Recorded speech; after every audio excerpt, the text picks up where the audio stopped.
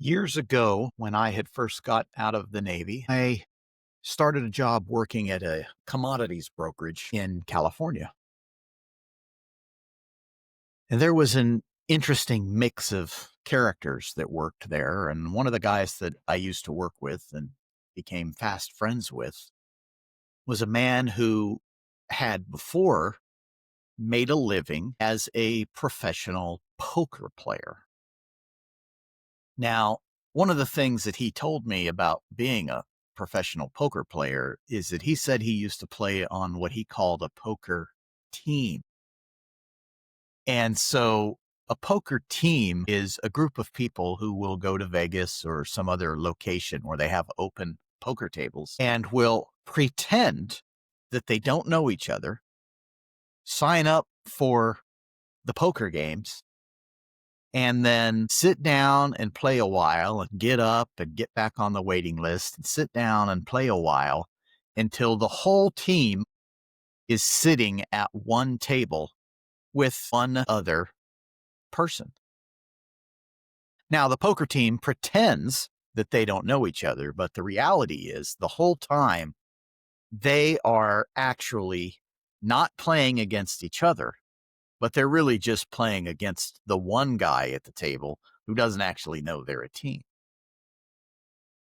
And so they might start little arguments with each other, and, one guy might dump a good hand because someone else has a better hand. And they put on an act to make it appear that it's a regular poker game, when the reality of it is everybody at the table is colluding against the one person whose money they're trying to take. And of course, at the end of the night, regardless of who on the team actually wins or loses, they whack up all of the money that they made together and divide it up, which is the whole point of having a team. And of course, the only person who goes home empty-handed is the poor sucker who was sitting at the table with them, not aware that he, in fact, was the sucker. And this brings to mind that old adage that if you're sitting at a poker table and you don't know who the sucker is, it's probably you. And so why is this important? What does this have to do with the Watchtower Down podcast? What you have to understand as a believer, or even if you're not a believer, maybe you just never realized this about the world, is that the world is divided up into two teams. There's team I love Jesus, and then there's everybody else. There's not three teams. There's not four teams. There's not a whole world of different religions and worldviews. All of that is fantasy. There are only two teams. It's not the Protestants and the Roman Catholics versus the Muslims. It's Christians against Roman Catholics and Muslims. There is no such thing as Judeo-Christianity.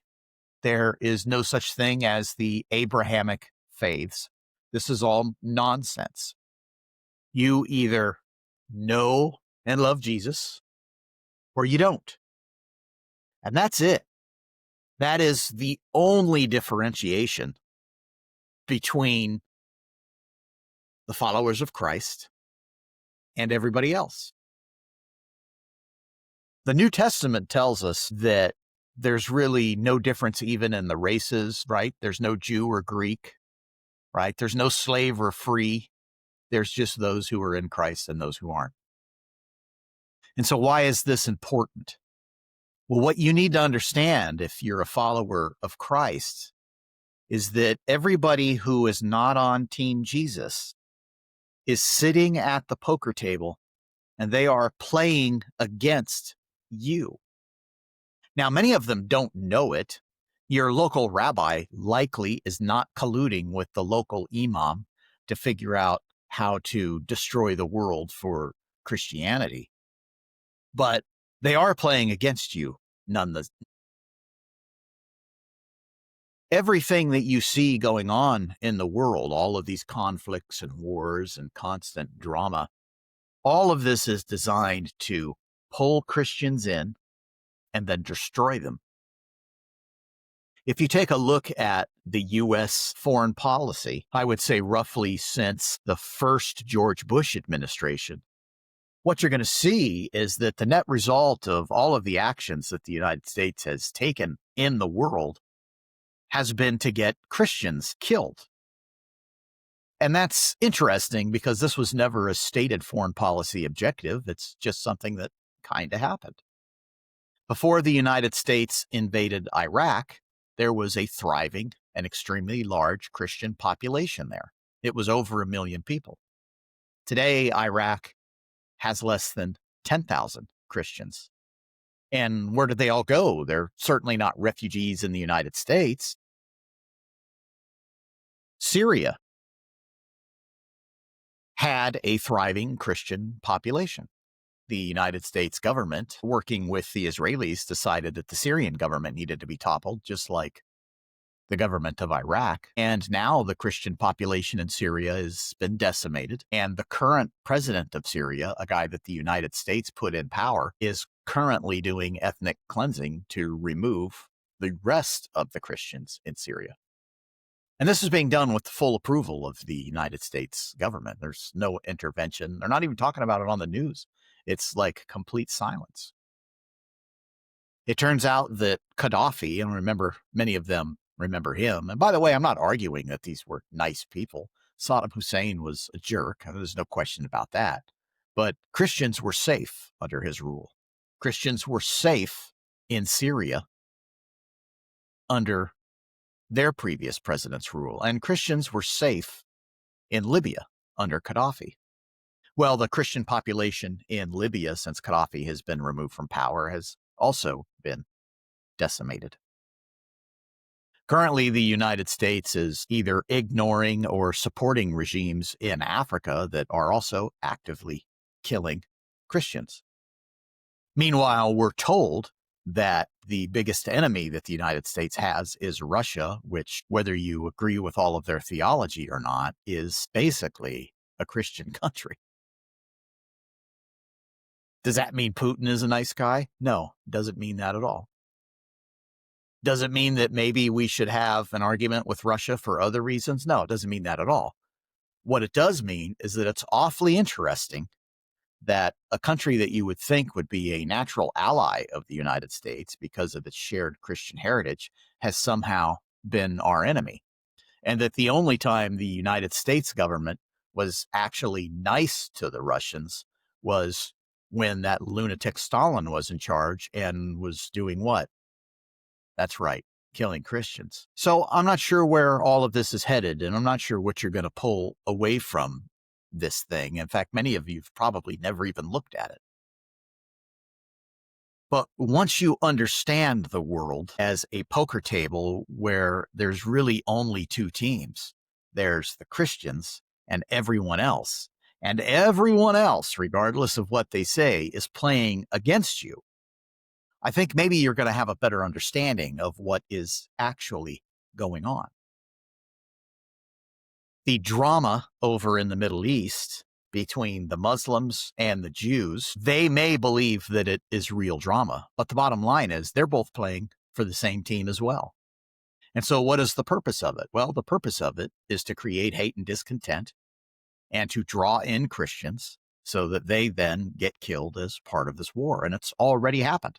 Like I said, the reason why the United States government overthrew Iraq was because of Israel. And the reason why we overthrew Syria is because of Israel.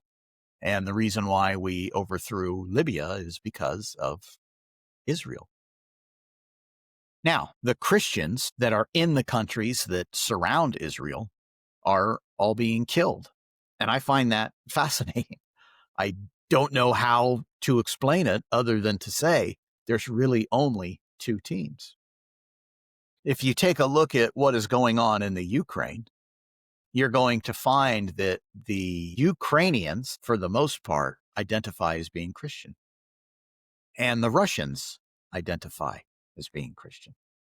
And somehow the United States has managed to engineer a war between two ostensibly Christian cultures, where the net result is people who identify as Christian are now killing each other for reasons that even they don't understand. And so maybe you can say, well, that, the Jews are God's chosen people, or that the Muslims are all evil, or whatever. But if you understand Christianity, Jesus himself said that narrow is the door, and there are few that actually find salvation. And so what that means is the Jews aren't saved, the Muslims aren't saved, the Hindus aren't going to be saved, Roman Catholics won't be saved because of the Pope, that there's only two teams, those who know and love Jesus and everybody else. If you go down the rabbit hole of U.S. foreign policy, you're going to find it very curious that the vast majority of the foreign policy objectives that have been set by the United States government, at least in my lifetime, came out of a white paper called the Project for a New American Century. And what's so interesting about this is that the Project for a New American Century was set up by American Jews. And if you read the document, it makes it look like the goal of the Project for a New American Century was to make the United States a dominant country worldwide with no one there to question anything that we did. But if you look at what they actually did, they didn't do anything to make the United States a dominant country. The United States was already a dominant country. The reality of the fallout from the Project for a New American Century is about 7 Jewish Americans steered U.S. foreign policy to get all of the Christians in the Middle East killed. That's basically what happened. And this same group of lunatics got the war started between the Ukrainians and the Russians. Now you have a whole section of people who claim to be Christians. These would be what they call dispensationalists, running around screaming about how Israel is our greatest ally and that the Jews are God's people and all of this other clearly unbiblical nonsense. And maybe this message is mostly for them. Obviously, they don't see the world as being two teams and being a big poker table where a Muslim might push the pot while a Hindu folds his cards and the other players up the ante, and then everybody calls, and then some of the people win and some of the people lose, but it's always the Christian that ends up losing. And then, of course, at the end of the game, they're going to whack up all of the winnings because all along they have been playing against us. I guess the purpose of this video is just to help you understand that what is really going on is all of the world is a giant poker game, and there's only two teams. And there may be 100 people sitting at the table, and they're all pretending that they don't know each other, just like my friend used to do when he was making a living as a poker hustler. But the reality of it is they're all playing against you, the poor Christian who's sitting at the table wondering why he keeps losing, no matter whose side he takes and no matter what position he takes. Thank you for listening.